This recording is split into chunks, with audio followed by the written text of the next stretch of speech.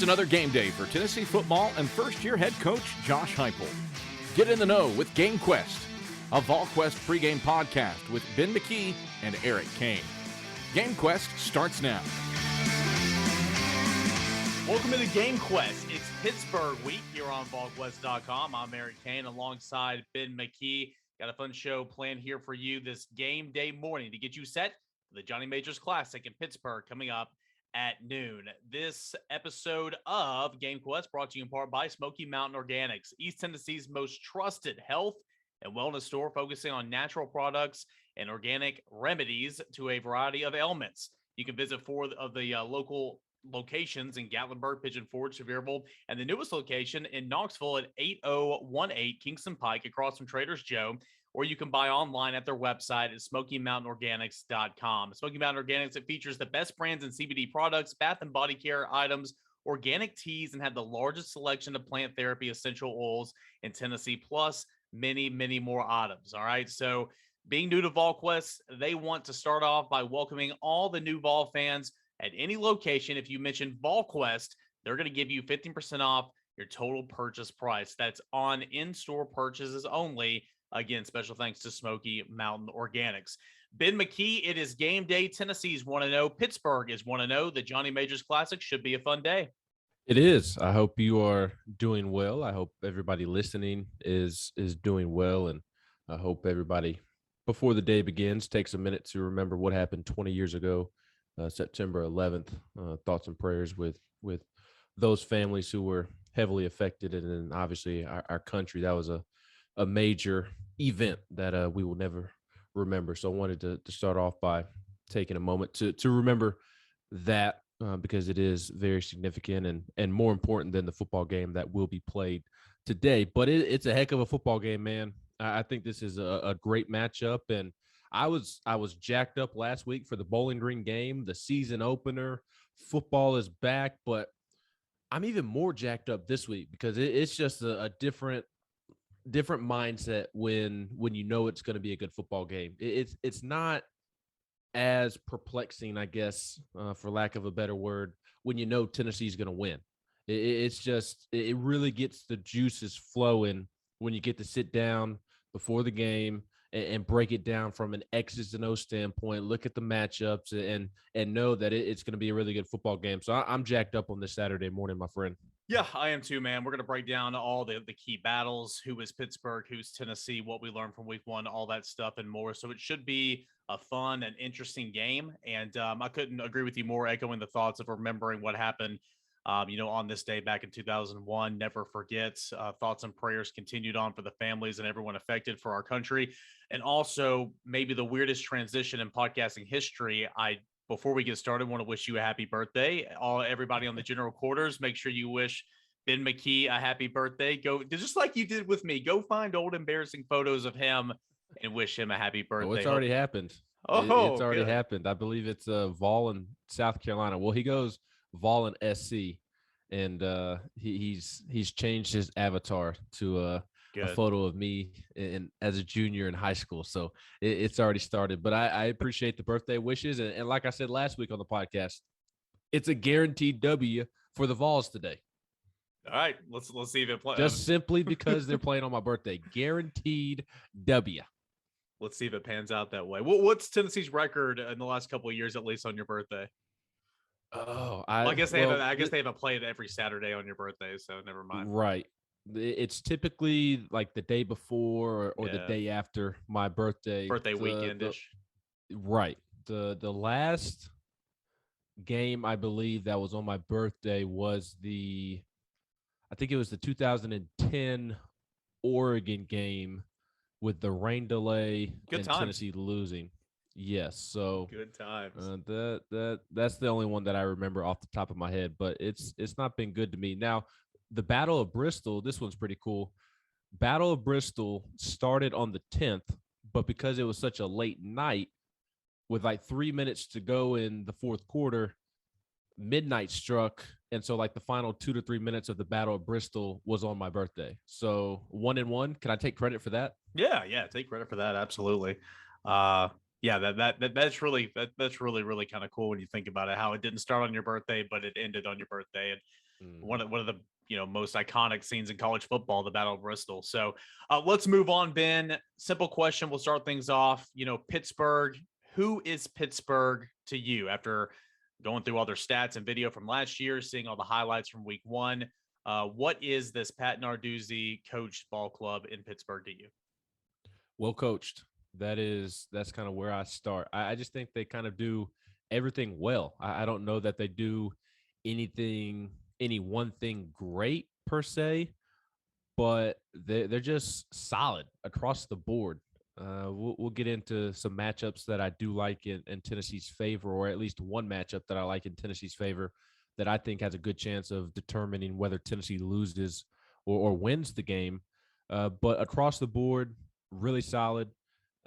What separates them from or the better part of their team is without a doubt Kenny Pickett. I mean, that's where you kind of start and stop with him. I think this Pitt team is going to go as he goes, and unfortunately for him, he doesn't have a great offensive line in front of him, so he'll be hampered by some things around him within that offense. But you look at Kenny Pickett, that's where you start when you look at this team. He's very talented.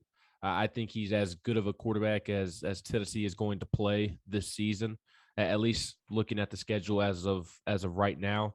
I don't know that Tennessee is going to play, two or three quarterbacks better than Kenny Pickett. And it kind of reminds me of Zach Wilson and BYU, not his style of play, but just kind of an early season matchup against a very talented quarterback that maybe a ton of people don't know about. And he's got some playmakers sprinkled around him. I'm not in love with Pittsburgh's running game.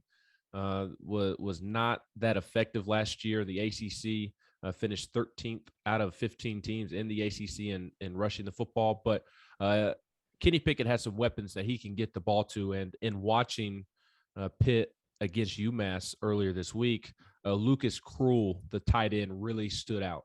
He looks like he could potentially be a mismatch, wherever they line him up, whether it's on the end of the line of scrimmage or whether they split him out in the slot. Theo Jackson will have his hands full. I'm sure they'll be matched up a couple of times. I'm curious to see if Tim Banks tries to avoid getting a linebacker matched up on Lucas Krull, but I don't know how you're going to be able to avoid it. That's something that's unavoidable. Right. That's something you can speak more to, having played college football at a very high level. And just being the stud that you are, former Bojangles player of the week. I mean, hey, I'll let you handle that breakdown part of the pod, but I like Lucas Krull. I think he's a legitimate weapon for Kenny Pickett. Jordan Addison stands out as a receiver, a smaller guy. He kind of reminds me of, funny enough, Deontay Johnson of the Steelers. Not saying that he's that good, but in terms of playing style, a smaller guy that makes the tough catches, can go up and make tough catches. That's kind of what stood out to me when I saw him on film. And then you see Shockey Jaquez Louise, which may be the greatest name Tennessee will encounter all season long. Shockey, what a name. And they like to use him kind of in the slot and get him in motion before the snap. And second to maybe Bumper Pool from last year, Arkansas. But outside of that, I agree.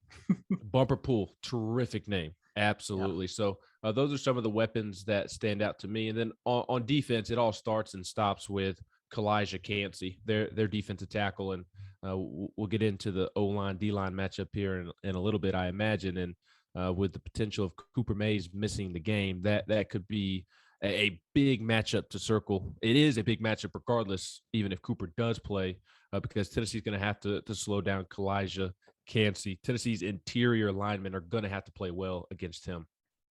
Yeah, let's not bury the lead here. I echo your thoughts on Kenny Pickett. I mean, you talk about a fifth-year quarterback, a four-year starter, a guy that has been there, done that. He's played in a lot of big games. I mean, that bodes well going on the road in week 2 to begin a season. I mean, that, and especially in a hostile environment like Neyland Stadium. I think, Addison, the receiver, Jordan Addison, whatever his name is, the sophomore who was runner-up for ACC Freshman of the Year last year. I think he's a talented player. Lucas Krull is going to be a mismatch nightmare, I believe, at times for Tennessee. And so, kind of what you said there about having to match up and, bringing Theo down there and helping out with the secondary on him is going to be critical. But yeah, let's not bury the lead here. It's Pat Narduzzi is all about defense, right? Is this the 2020 defense? I don't know. We'll have to see. This is game 2. You lost a lot of talent from that defense, 5 starters, 2 of which are in the NFL now, or more than 2 were invited to camps. But just looking at the stats from last year, man, second in the country in sacks per game and TFLs per game, third in the country in rush defense, 93 yards on average is what Pitt gave up last year. Second in total yardage allowed, 339 yards per game. Again, you lost 5 starters, but you bring back so many more contributors that have been involved in that winning culture on that side of the ball. Now, it's game 2. I'm not saying that this defense is that defense. We'll have to see. But, when I think of Pitt, I think, okay, you got some promise offensively because of your quarterback, but you're a defensive team and you're going to be getting after the passer. And it's going to be so critical for Tennessee's offensive line that you pointed out to work together with the backs, with the H-backs, and tight ends and everybody else involved, and trying to protect Joe Milton to give him a chance to try to get out of this rut that he's currently in quarters 2 through 4 of the Bowling Green game. So I think it's going to be critical. Pittsburgh's defense against Tennessee's offense. That, again, what did we learn in week 1 from Tennessee? I mean, not a whole lot. It was Bowling Green. We learned that Joe Milton can't struggle like that. We learned that Tennessee's got some promise running the football. But I think that matchup, Tennessee, Pittsburgh defense, it's going to be the one to watch all Sunday or all Saturday long today, because I think on the other side of the ball, we'll talk about that more in a minute, I think Tennessee has a chance to, make some plays over there against Kenny Pickett. I agree. No doubt about it. And to kind of go back to your point about everybody chipping in to slow down this Pittsburgh front seven, you're really concerned with Tyon Evans looking like he's not going to be able to play because of COVID protocols. That was reported on Thursday. And Tyon Evans is Tennessee's best back in pass pro. And all of a sudden, he's not available. And you're going to be relying on Jabari Small, who he's still young. I think we forget how young Jabari Small is. I mean, he's only in his second year, and he came close to totaling the amount of carries in game 1 that he did all of last season. So we forget how young Jabari Small is because he is one of the returning guys, and we heard a bunch about him throughout the offseason. And he is a good back, don't get me wrong, but he's still trying to become an all-around great back. And part of that is improving in pass pro. And if I remember correctly, in his media availability that he did last week, he admitted that Tyon is probably the best in pass pro in the running back room. And he did earlier in fall camp as well. Exactly. And so now Tyon's out. You've got Jabari, who's trying to improve in that area. And then you're going to have a freshman thrown into the mix in Jalen Wright. So you talk about what we learned from game 1. I said this on the post-game pod we did at VolQuest. I felt like we learned that Tennessee is going to have to rely on the run this season, that Tennessee is really going to have to run the football well if the offense is going to have success, because I just think right now there's a lot of concerns with the passing offense. Joe Milton, the receivers getting off press and dealing with physicality on the perimeter. And those cornerbacks, one's a 5th-year cornerback. They are returning starters. They will be up playing press man in your face. Javonte Payton, how are you going to get off the line of scrimmage? I have confidence in Cedric Tillman a little bit more so after he's last the only week. one I have confidence in Tennessee's receivers room. I mean, if you Bayless, Jalen Hyatt, the Jimmies, whoever's out there, Walker Merrill, I mean, you're gonna have to fight to get off the line of scrimmage and then fight to gain separation. Those corners are good. Yeah, so that was kind of why I felt like we learned in the Bowling Green game that Tennessee was really going to have to rely on the run this season. And now you look ahead to the game that I feel is going to swing the season one way or the other. And all of a sudden, the running game becomes a question mark because no Tyon Evans, probably your best back, possibly no Cooper Mays, and you're having to slide Jerome Carvin over, maybe play Ollie Lane again. And I thought Ollie played well against Bowling Green, but you're going up against Pittsburgh and Kalijah Cansey, who Bowling Green doesn't have that type of player on the roster. Yeah. So all of a sudden, the running game becomes a huge question mark. And here's where I'll say this, Tyon Evans very much in question for this football game, very much. Cooper Mays very much in question for this football game.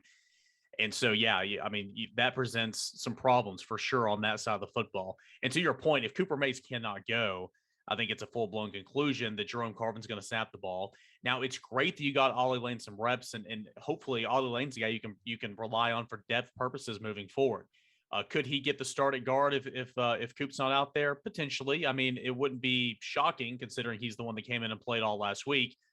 But Ben, I feel like against this front, potentially, and with the interior presence that's a guy like Clancy that you just mentioned, he's going to bring, or Cansey, excuse me. I mean, maybe it makes more sense to slide Cade Mays back in there to guard and bring in Dane Davis.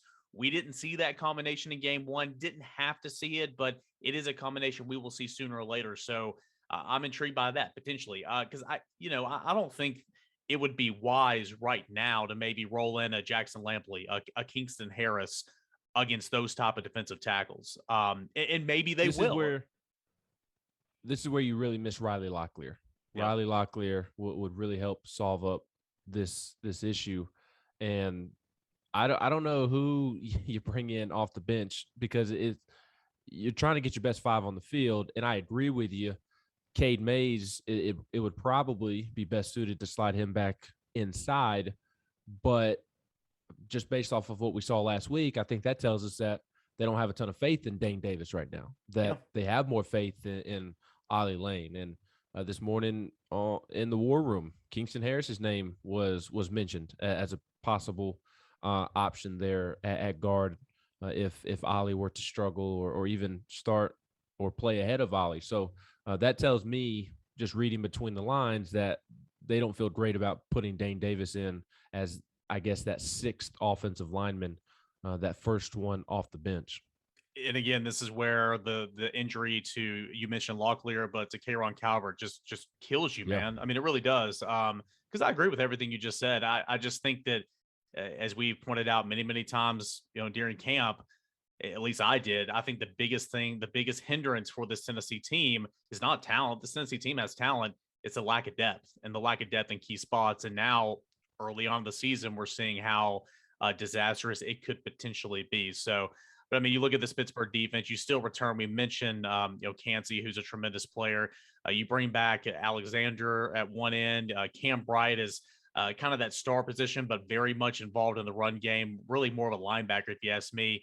John Patrician had a really nice, strong game against UMass in week one.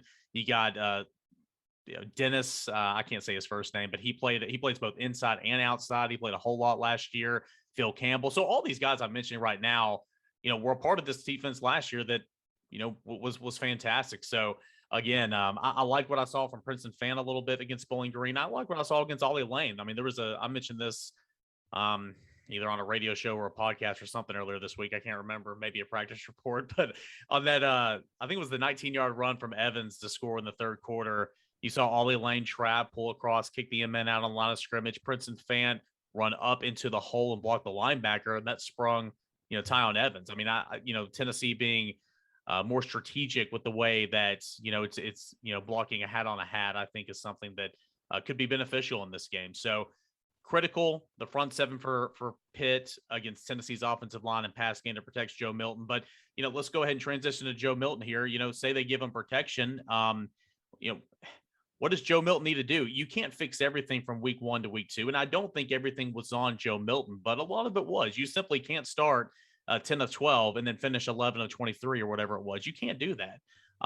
Everybody misses deep throws. And again, if you would have connected on those two to Tillman, one of which was, it was all the way in Fountain City. The other one was just outside the stretch of a diving Tillman. But if you would have connected on those two, I mean, that's two more touchdowns and, 100 more yards passing. So it would have looked a lot better. This conversation. Yeah, but he's got to get better. And there's no question, Ben, if Joe Milton performs like he did against Bowling Green, he might not finish the game, and Tennessee's certainly not going to win the game. I agree with you. I do for sure. Joe Milton has to play well. He can't play like he did against Bowling Green and Tennessee win this football game. I would be very surprised if he played the same way and Tennessee won. I just don't think those two things go together whatsoever. And I don't think Joe goes into the game with a short leash whatsoever either.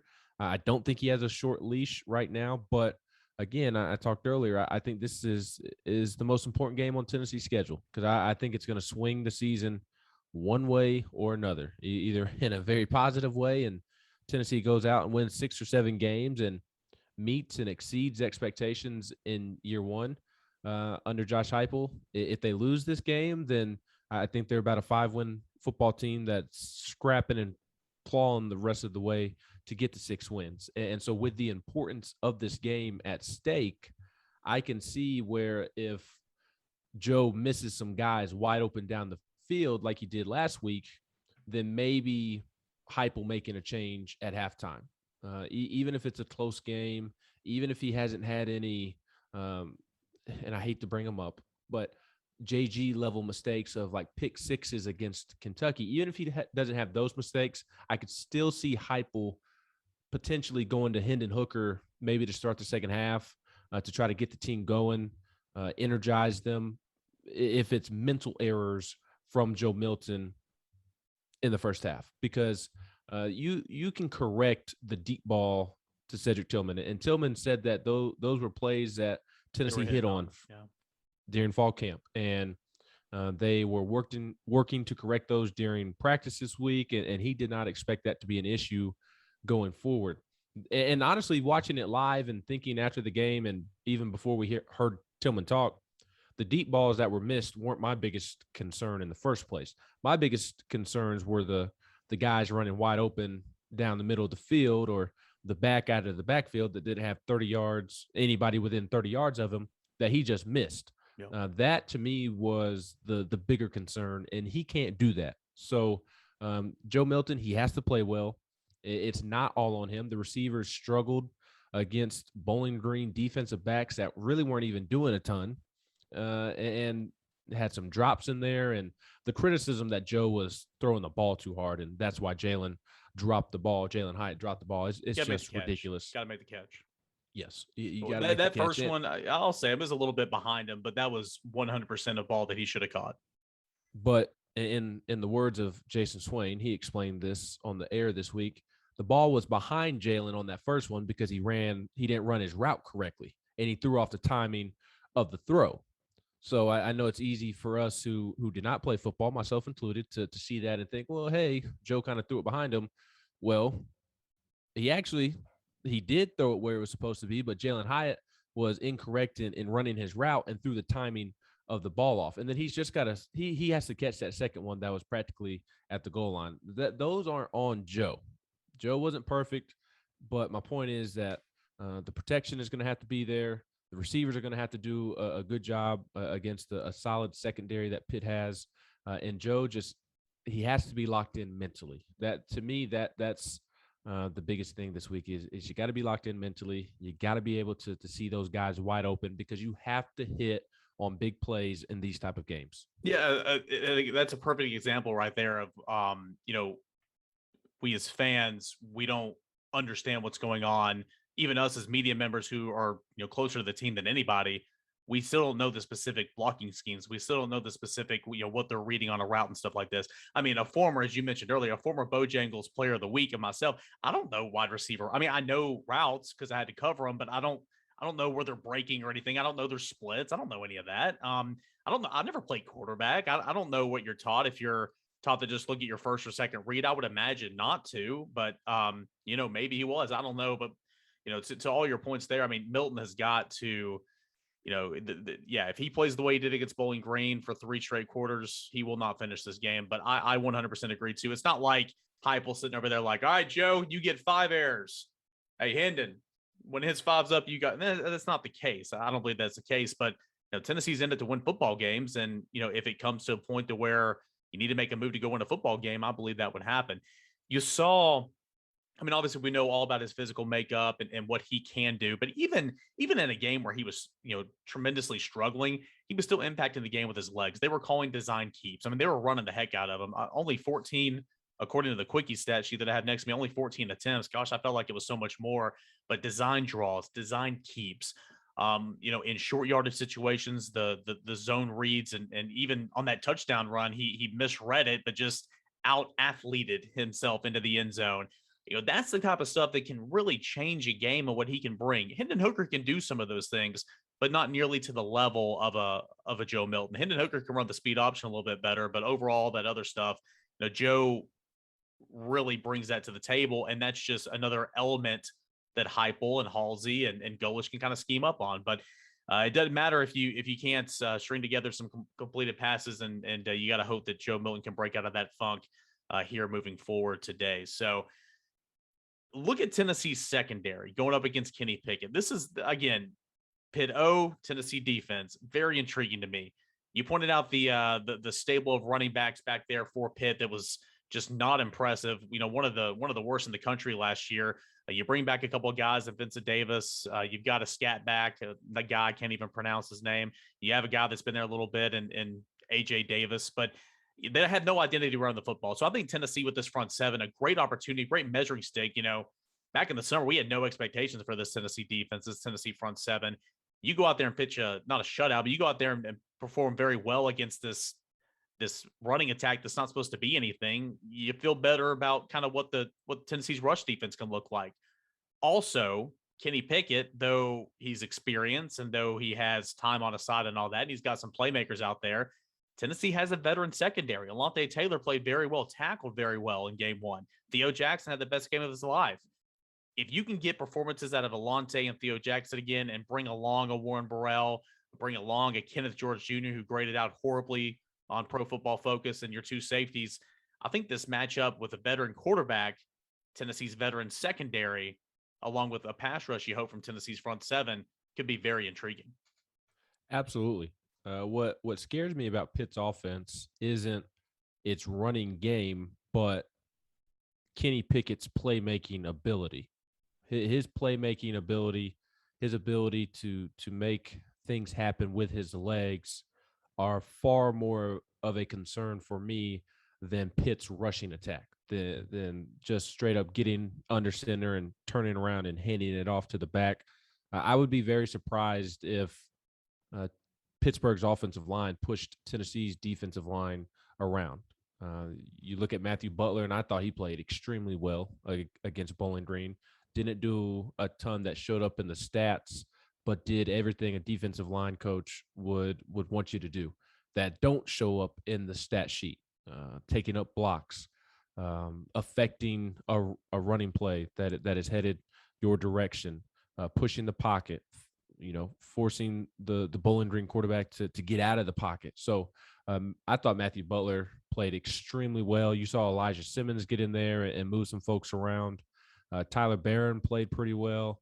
I thought Tennessee's defensive line played well, which they should have against a Bowling Green offensive line that was beat at birth, quite frankly. And this Pittsburgh offensive line is going to be bigger, better.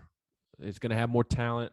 But I still think Tennessee has an advantage when it comes to Tennessee's defensive line going up against Pitt's offensive line. So, again, knowing that, expecting that, I'm not concerned about a Pitt running back room that doesn't really make you lose sleep at night. Yeah. They had a guy returning, Vincent Davis, from last year. You mentioned him, ran for 632 yards last year. He was kind of the lone bright spot in the backfield last season.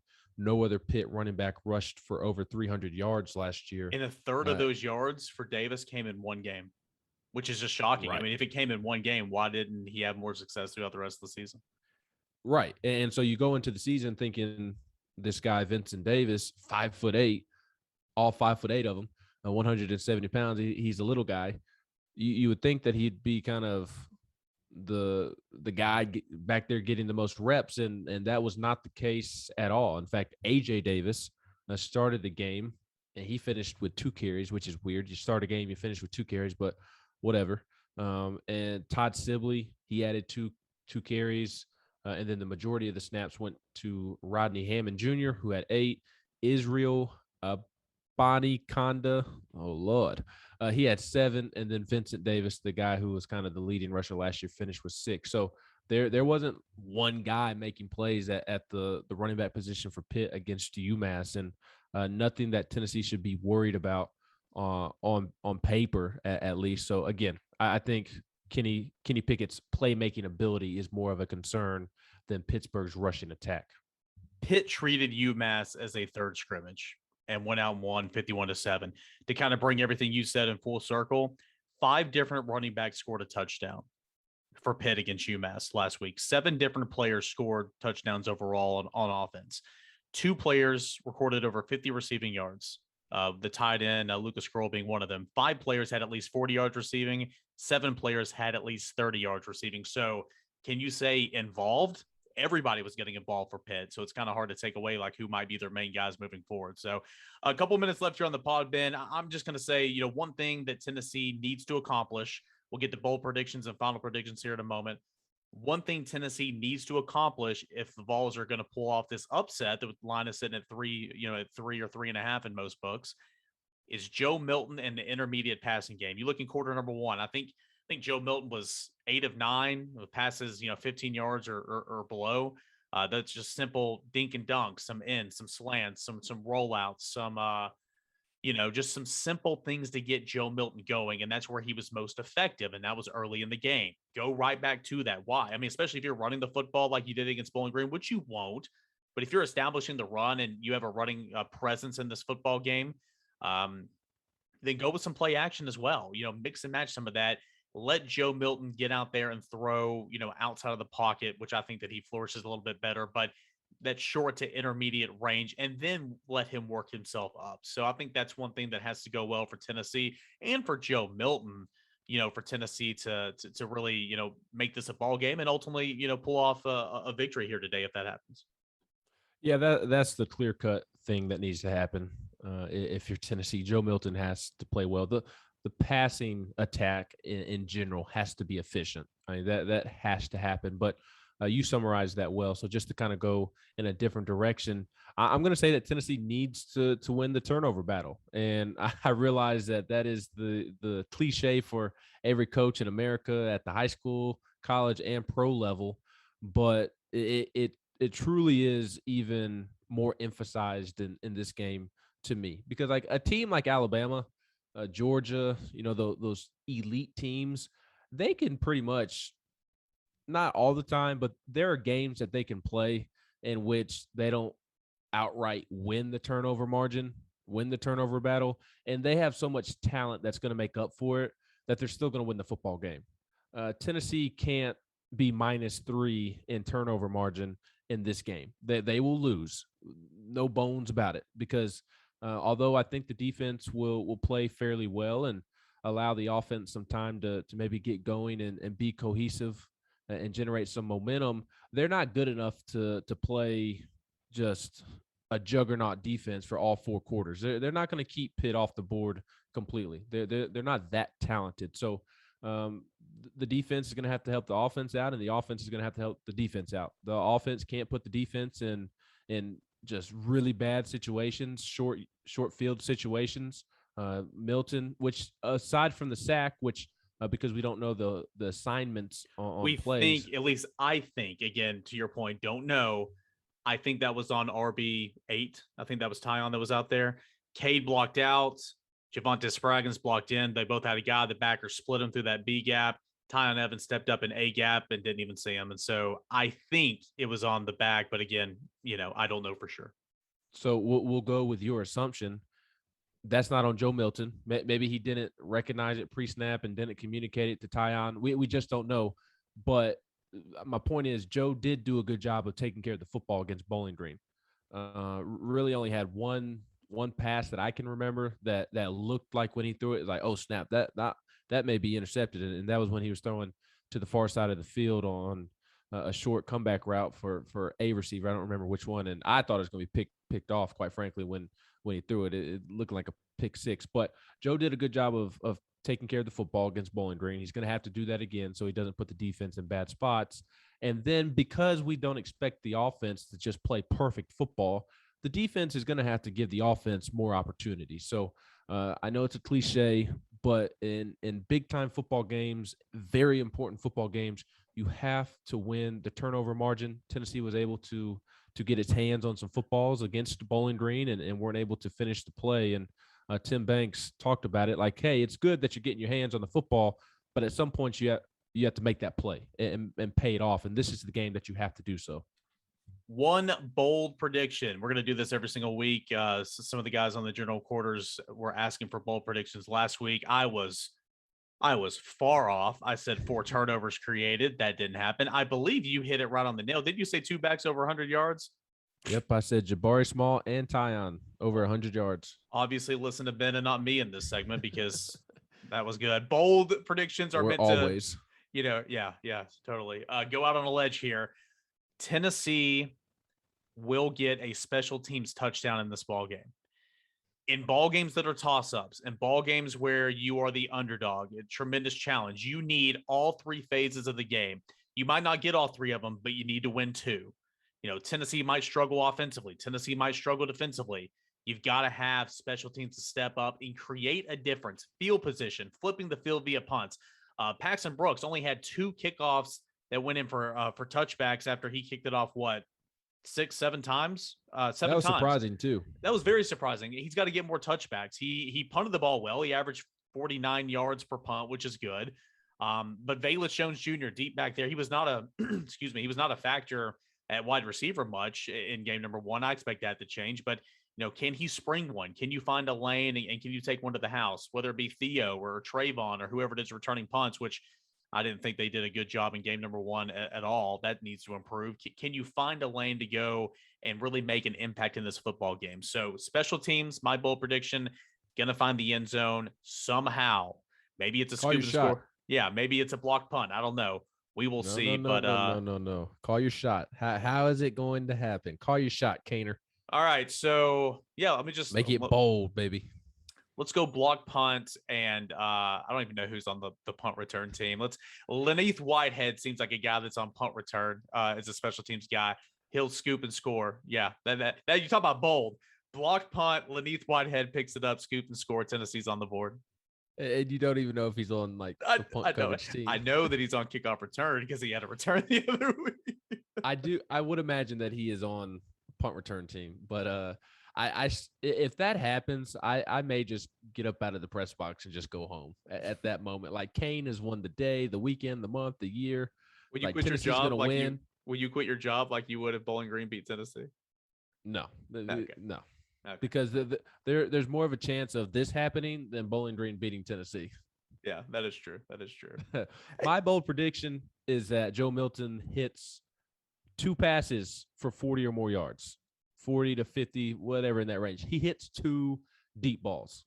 I don't think that the Bowling Green game was an accurate representation of the deep ball for Joe Milton. I think he is far more capable of hitting those passes than he showed. Maybe I'm being naive.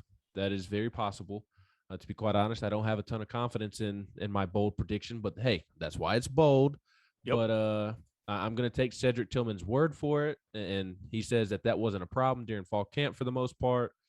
And I think Milton's going to hit on 2 deep balls. I don't know if that's 40 to 50 yards, but we all know what a deep ball looks like. Milton hits on 2 of them, and Cain, if he hits on 2 of them, you got to like Tennessee's chances, don't you? Yeah. I mean, it changes the game again. Just like if he would have connected with Tillman there in game number 1, it changes the whole conversation that we're having about Joe Milton today and all week long. So if he's able to connect on those against those cornerbacks, receivers, bending back, getting separation, yeah, you got to like Tennessee's chances for sure coming up later today. All right, we've reached the end of GameQuest Pittsburgh edition. Final predictions time. A lot of you guys listening already saw our final predictions. The picks are in column yesterday, but just to reiterate, I am going to take Pittsburgh. Final score 31-27. Hate mail at _Caner. I know a lot of you guys will send it. Maybe I'm just in the got to see it to believe it category, but I just think that Pittsburgh's got so much better. Pittsburgh has several more, how do I say this? Better matchups than Tennessee. Front 7 versus offensive line. Experienced quarterback. Second layer of the defense, super inexperienced for Tennessee, just kind of stuff, cornerbacks against wide receivers. Pittsburgh's checking all those boxes right now. So I think it'll be a close one. I think it'll be a great game. But if I'm giving a prediction right now, I will say Pittsburgh 31, Tennessee 27. Ben McKee, birthday boy, what you got? Well, it's my birthday, and I've already guaranteed a W. So Tennessee wins 28-27. Okay. It is going to be a game in which Tennessee's defensive front must make a play at the end of the game. Kenny Pickett's going to be on the field, 2-minute drill, trying to storm down the field to win this game on the road in Neyland Stadium in the Johnny Majors Classic. All orange. All orange. And Matthew Butler comes up with a big play to either turn the ball over or turn over on downs, but to stop the Pitt drive and win Tennessee the game. I think the difference in the game is going to be Tennessee's defensive line going up against Pittsburgh's offensive line. This game will be determined in the trenches, either in a good way for Tennessee in the matchup that I just mentioned, or in a bad way for Tennessee. I think everybody needs to circle Kalijah Clancy, their defensive tackle, and watch that matchup in the interior. Tennessee has to slow him down if they want to have offensive success. But I don't know that Pitt's offensive line is going to be able to slow down Tennessee's defensive line. Elijah Simmons played very well last week. You know who else played well? Amari Thomas. Yeah. And again, Bowling Green's offensive line, we've said it time and time again, it's nothing compared to what they're going to see today, and especially in 2 weeks when SEC play gets kicked off. So I would agree with you there. Even today, it's not going to be like a huge step forward in terms of O-line that they're going up against. So I think they stopped the run for the most part, and I think that really limits what Kenny Pickett can do, especially when late in the game they're going to be very predictable, in my opinion, because the run has been stopped. So I think Tennessee's defensive front wins this football game and does enough to allow Tennessee's offense to put up enough points on the board to win it. All right, GameQuest Pittsburgh edition is in the books. Again, special shout out to Smoky Mountain Organics. I want to start by welcoming all the new Vol fans. So at any location, if you mention VolQuest, you're going to get 50% off your total purchase price. That's on in-store purchases only. Smoky Mountain Organics, 4 locations, Gatlinburg, Pigeon Forge, Sevierville, and the newest location in Knoxville, 8018 Kingston Pike, across from Trader's Joe. Ben, happy birthday, my friend. Hopefully Tennessee will get a victory for you on your birthday. I look forward to watching the game and covering the game with you, my friend. And of course, we will have continued coverage all throughout the game. We'll have a thread in the general quarters during the game. We'll have post-game reaction videos, Josh Heupel and players. We'll have our key takeaways. We'll have our mini pod following the game, and tons of recruiting coverage as well coming up this weekend. For the birthday boy, Ben McKee, I am Eric Cain. You've been listening to GameQuest, Pittsburgh edition, here on VolQuest.com. You've been listening to GameQuest, a VolQuest pregame podcast with Ben McKee and Eric Cain. Stay dialed in to VolQuest.com for complete game day coverage. This has been GameQuest, a VolQuest production.